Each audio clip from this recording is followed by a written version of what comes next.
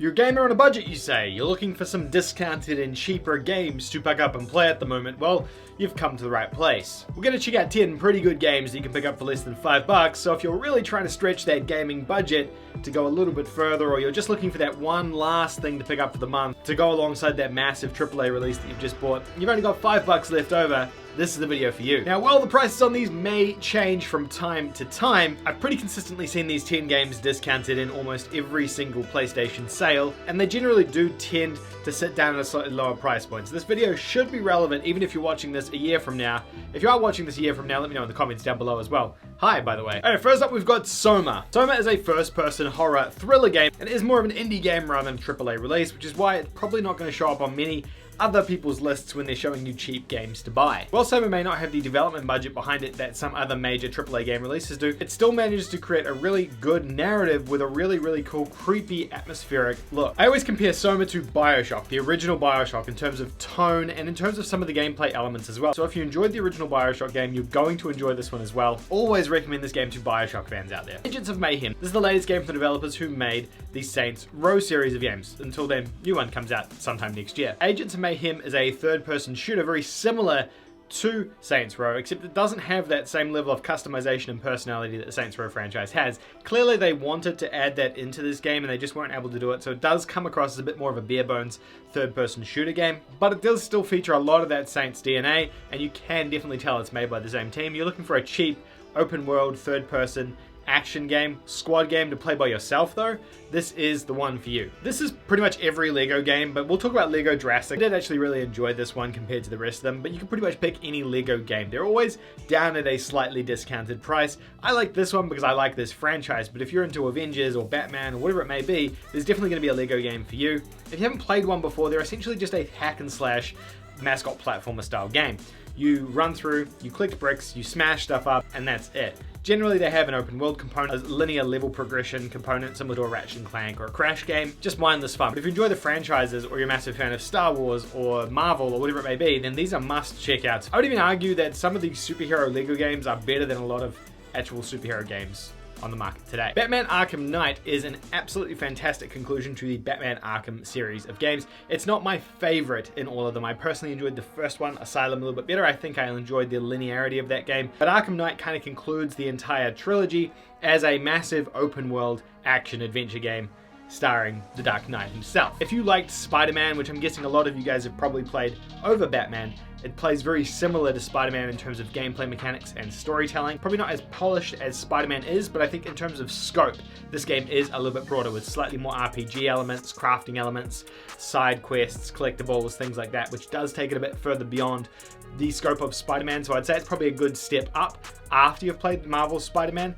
In terms of how the two stack up though, I think Marvel's Spider-Man is a higher quality game. I've confused myself explaining Batman. If you enjoy superhero games or action adventure games, it's a good one to check out. Mad Max actually falls very similarly to Batman. It has the identical combat style that you see in Batman, as well as in the Middle-earth Shadow of Mordor series of games. The way Max punches, uses his gun, and blocks is identical to those two games. So if you enjoy the combat in those, the blocking and then punching mechanic from Batman, this is a really good one to check out. The difference here is that Mad Max has this massive open world environment that you can tackle in any number of ways, with a bunch of just side quests and main story quests that you can kind of do at any point in time. It's actually a really fun game that went under a lot of people's radar because it came out the same day as Metal Gear Solid 5: The Phantom Pain, which obviously took all of the buzz and attention off Mad Max. Sadly for trophy hunters, the servers have been shut down, so you can't earn the platinum trophy in this one if you're a completionist, so stay away from it if you are. But if you're not a completionist and you're just looking for a really good third-person action game to play, this is a great one, and I would probably recommend Mad Max over Batman even.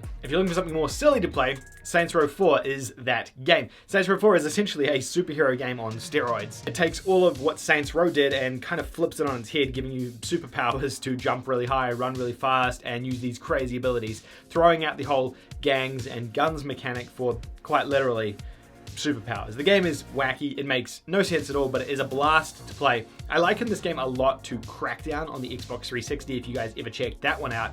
This is very similar to that. If you enjoyed that, you'll like it. If you like the previous Saints Row games or Grand Theft Auto games though, it doesn't feel like those games at all. It's very, very different, this one here, compared to Saints 3, 2, and 1, as well as the Grand Theft Auto franchise. So they are different. It is fun though, and you can play the whole thing in co-op with a buddy, which does make it a huge amount more enjoyable, being this just really super powered OP, basically superhero, or kind of super villain if you want to be as well. Now, this is another blanket statement for Need for Speed games. They're arcade racing games, which I know is not for everybody, but I know if you're like me and you play a massive action adventure game, you sometimes just need to break it up with an arcade racing game or any kind of racing game just to give you a bit of a break between gaming sessions. I really enjoy the Need for Speed games for that. The original one is the cheapest. It's obviously free if you have EA access. If you don't, it's normally down to that $5 price point pretty frequently, but they all kind of do go down to this price point quite regularly, so any of them are kind of okay. They obviously have varying degrees of quality going from game to game, but I would say they're all functional, if that makes sense. They're not outstanding games. You're not getting a Forza Horizon or anything like that here, but you are getting a pretty functional Need for Speed game between any of the games that came out on the PlayStation 4. They all work perfectly well.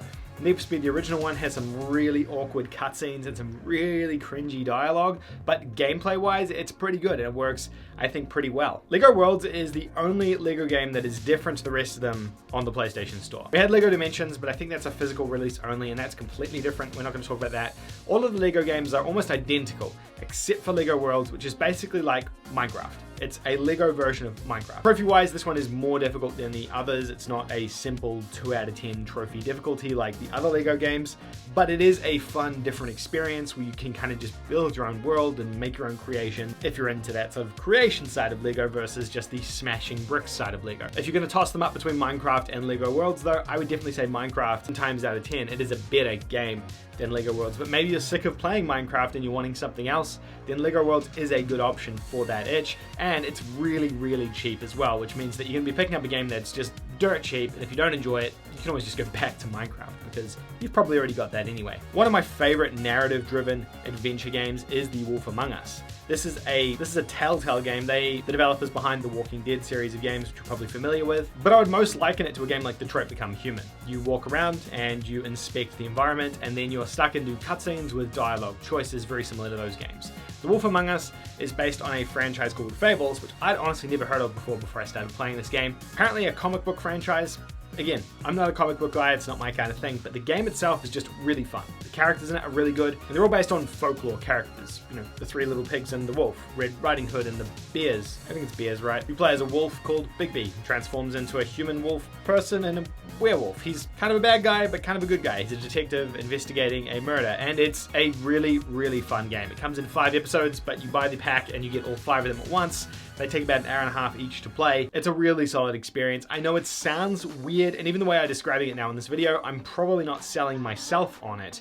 But trust me on this one, it is a really, really good narrative game to check out. If you've played this one, sound off in the comments down below so you can tell some other people how good it is, because it really is one of those games that when you play the first episode, you get absolutely hooked on it. Thief is another cheap stealth first-person action game. It's very similar to the Dishonored franchise, and I think Dishonored was probably a spiritual successor in some sense to the original Thief.